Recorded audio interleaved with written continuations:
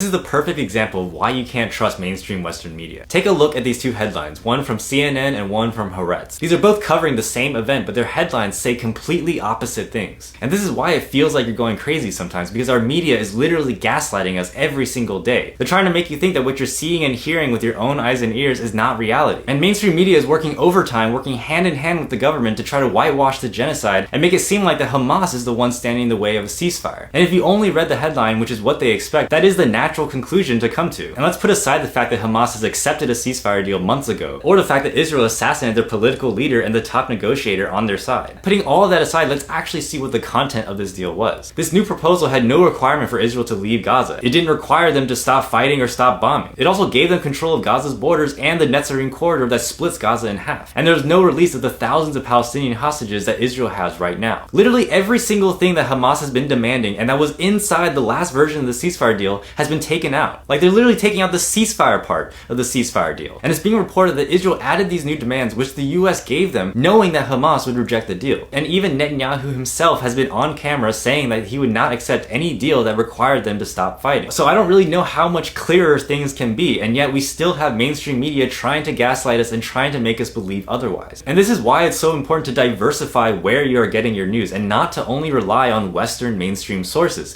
because you will never get the full picture. Never forget that almost everything you see in this country is controlled by the same handful of greedy billionaires, and they don't care about the truth. They just care about making money. And at this point, two things are extremely clear. One, these are not real negotiations. This is just Blinken and the Biden administration providing cover for a genocide. And two, there's only one way that this genocide ends, and it's from the heart of America. Israel has made it extremely clear that they have no intention of a ceasefire, so that means the only way to stop this is to stop the flow of US weapons. It's with the full arms embargo. And that's really not asking for much. We're just asking for the US to follow their own laws. But the only way to make that happen is to keep applying pressure to all of the candidates who are running for any sort of office and make it clear that genocide is a red line. And right now, with the DNC going on and the election coming up, this is the best time to apply political pressure, because our power as voters is deciding what is and what isn't electable. These people need our votes, so make them work for it. So if you made it this far in this video, please do at least one thing in support of a free Palestine. I have a public action toolkit as well as 3-minute tasks in my link tree that you can do today, especially contacting your representatives and letting them know that your vote in November hinges on an arms embargo against Israel. Additionally, please continue boycotting every single Israeli brand or anyone who's supporting the Israeli occupation. There's a BDS guide as well in my link tree that you can take a look at to see the brands that we are all boycotting. And also, if you're in the position to donate monetarily, please consider buying and donating an eSIM to somebody in Gaza to help them get connected to the internet. This is a vital way for them to not only stay in contact with each other, but for us in the West to see what's happening. And lastly, this is the best time to get out there and start connecting with local organizations that are near you and attend some sort of protest or a banner drop or some other kind of action. The way this all ends is in the streets. It's through building coalitions and solidarity with every other movement in this country. Because the existence of a state like Israel is a danger to all movements around the world.